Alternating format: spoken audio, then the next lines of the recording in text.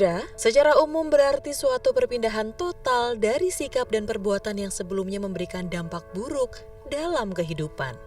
Dalam Islam memang dianjurkan untuk berpakaian muslimah, tetapi jangan anggap rendah wanita yang belum berhijrah. Jika melihat seorang wanita yang belum berpakaian menutup aurat, maka nasihati dengan akhlak dan tegur dengan baik-baik. Dalam menjalani hijrah, biasanya wanita akan berusaha menjadi pribadi yang lebih baik. Berhijrah itu memang tidak mudah, banyak proses yang harus dilewati. Tetapi wanita yang belum berhijrah bukan berarti wanita itu tidak baik di mata Allah Subhanahu wa Ta'ala. Allah Subhanahu wa Ta'ala pun berfirman, "Barang siapa berhijrah di jalan Allah, niscaya mereka mendapati di muka bumi ini tempat hijrah yang luas dan rezeki yang banyak. Dan Allah Maha Pengampun lagi Maha Penyayang." Kembali lagi di Cahaya Hati Indonesia, Masya Allah. Ini VT-nya luar biasa ya cuplikannya. Artinya kita tidak bisa melihat sebelah mata ya. Dan kita masuk ke dalam tema kita, jangan rendahkan wanita yang belum hijrah.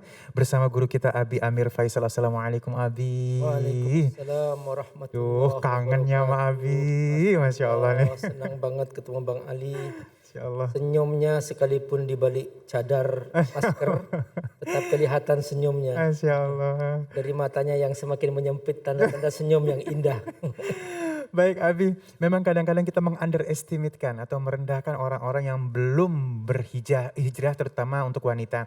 Oh kamu nggak boleh gitu, kamu nggak boleh gitu. Nah, ternyata di sini tadi ada cuplikan sedikit, ingatkan boleh tapi dengan akhlak. Nah mohon ilmunya Abi, gimana Ya. caranya kita mengingatkan tapi tidak menyakiti. Silakan Abi. Bismillahirrahmanirrahim. Assalamualaikum warahmatullahi wabarakatuh. Waalaikumsalam warahmatullahi wabarakatuh. Alhamdulillah wassalatu wassalamu ala Rasulillah wa ala alihi wa sahbihi wa mawala. Saudaraku rahimakumullah, setiap manusia berproses. Kita lahir tidak langsung bisa berjalan. Kita harus belajar merangkak, belajar berdiri, lalu bisa berjalan.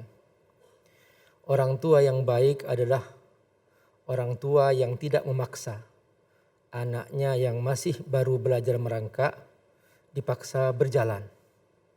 Karena masing-masing ada waktunya. Inilah sunnatullah.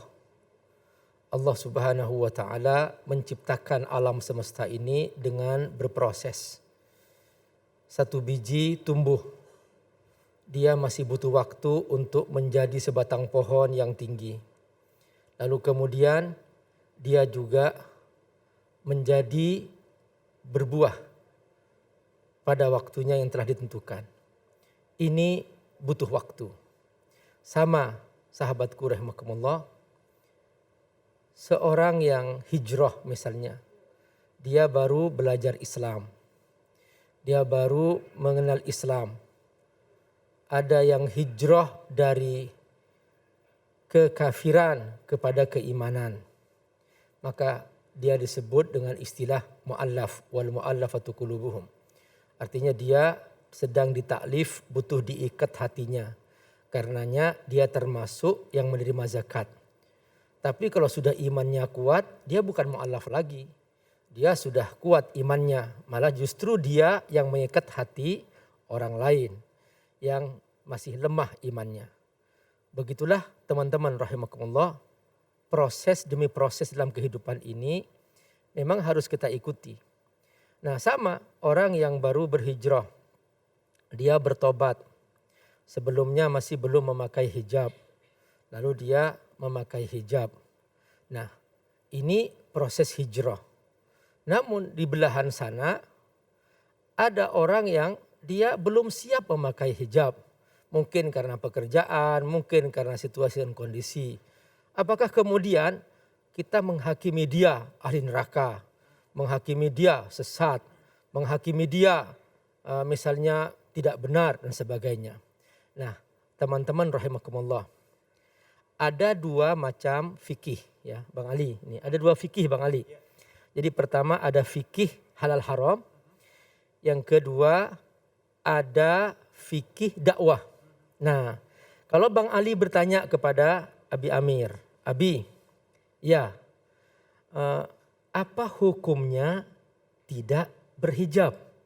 Nah, ini Bang Ali bertanya tentang fikih halal haram. Maka jelas saya akan menjawab kedudukan hukum. Ya, yang tidak berhijab membuka aurat adalah dosa. Karena menutup aurat hukumnya wajib. Nah, ini namanya fikih halal haram. Nah, tapi ketika Bang Ali bertanya, bagaimana Abi menyikapi orang yang tidak berhijab? Berarti Bang Ali bertanya tentang fikih dakwah. Nah, disitulah kemudian kita menjawab. Tidak boleh menyakiti, tidak boleh merendahkan, tidak boleh menghina. Bahkan juga kita tidak boleh merasa lebih soleh daripada dia atau lebih ahli surga daripada dia. Jangan-jangan dari segi kondisi dia diam-diam di tengah malam punya sholat tahajud misalnya. Dan kita nggak tahu yang dengan sholat tahajudnya dia kelak masuk surga, Allah mengampuni dosanya. Kita nggak tahu, itu semua di tangan Allah Subhanahu wa ta'ala. Namun fikih dakwah ini, ucapan ustadz ini yang dia meninjau dari segi fikih dakwah, jangan dihakimi tuh ustadz fulan bilang boleh nggak pakai hijab. Bukan begitu. Kalau ditanya hukum fikihnya tetap tidak boleh, tetap haram membuka aurat. Tapi cara menyikapinya kita tetap memperlakukan dia dengan terhormat, memuliakan dia sebagai manusia karena dia ciptaan Allah Subhanahu wa taala. Seperti ini Islam mengajarkan. Nah, oleh karena itu, saudaraku rahimakumullah, jadi kalau kita hidup dengan dua fikih ini, kita akan indah. Yang membuat tidak indah adalah mengapa? Karena menggabung antara fikih dakwah dengan fikih halal haram.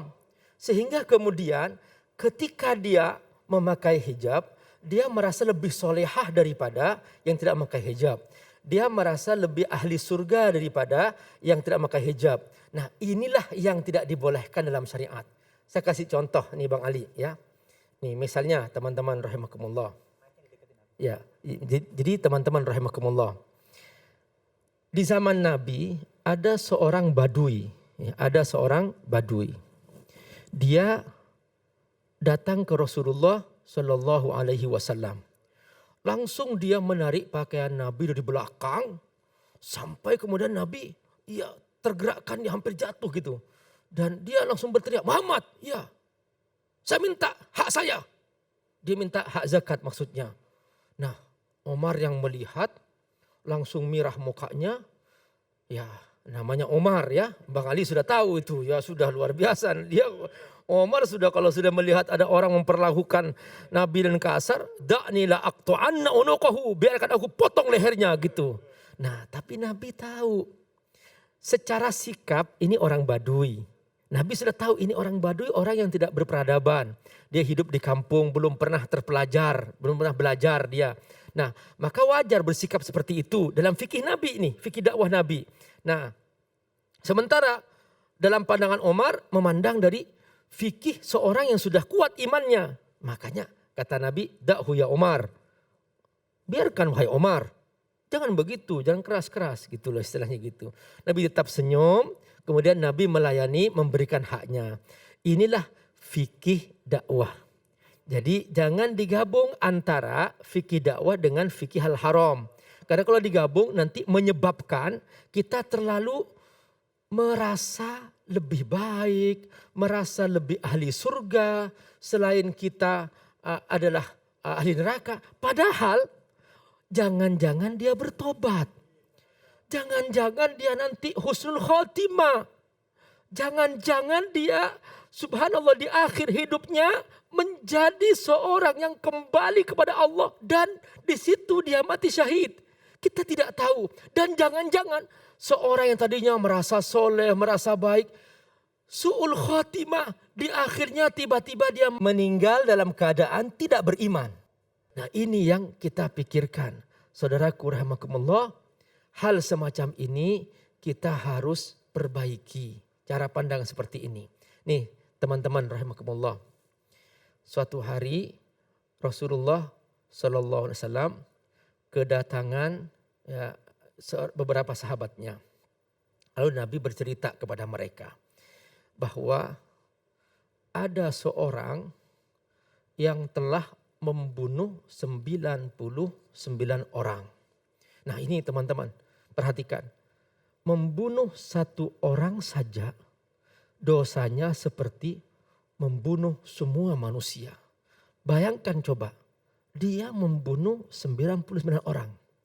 Namun kata Nabi, orang ini baik hatinya. Dia ingin tobat. Coba dosa sebesar dosa seperti ini, coba 99 orang dibunuh. Betapa besar dosa orang ini.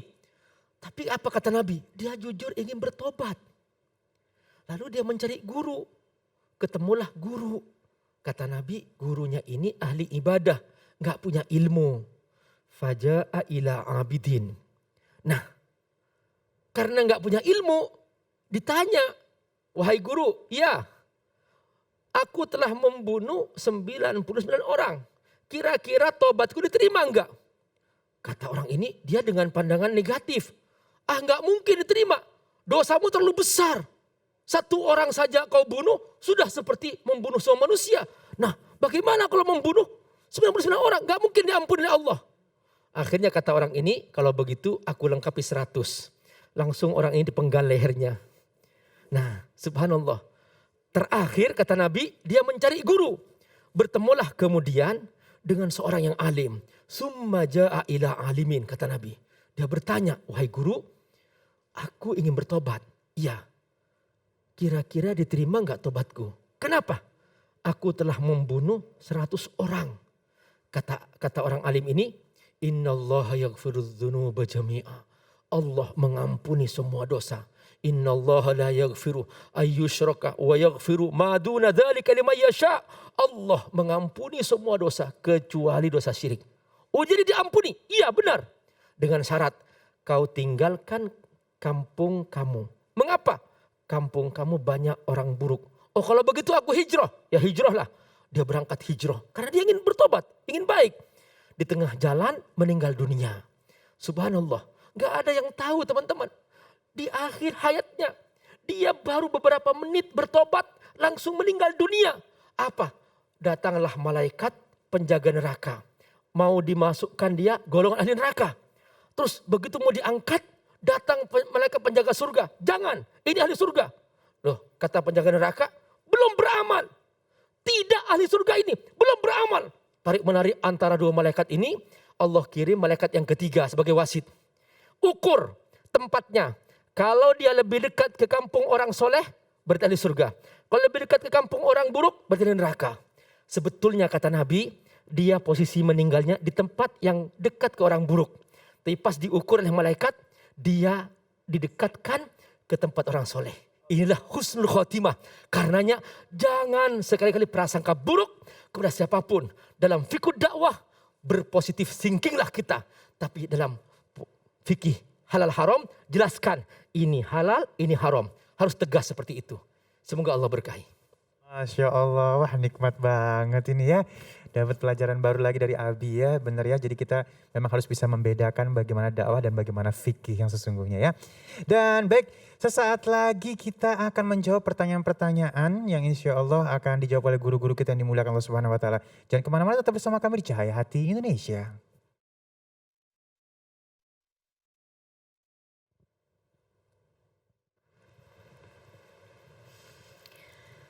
أعوذ بالله من الشيطان الرجيم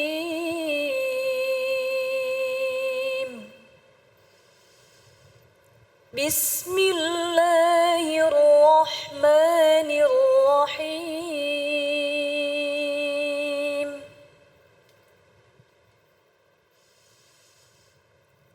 يا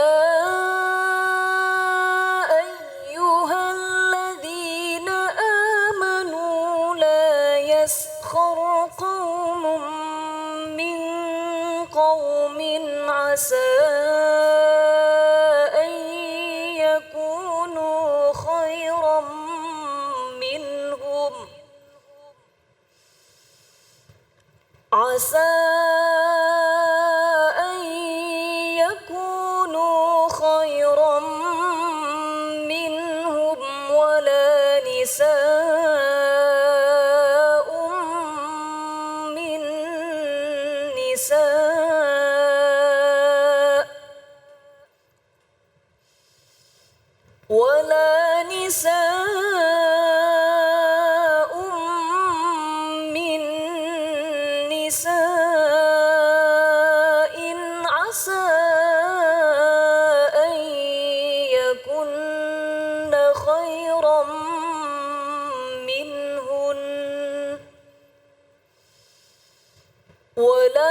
تلمزوا أنفسكم ولا تنابزوا بالألقاب بئس الاسم الفسوق بعد الإيمان ومن لم يتب فأولئك هم الظالمون صدق الله العظيم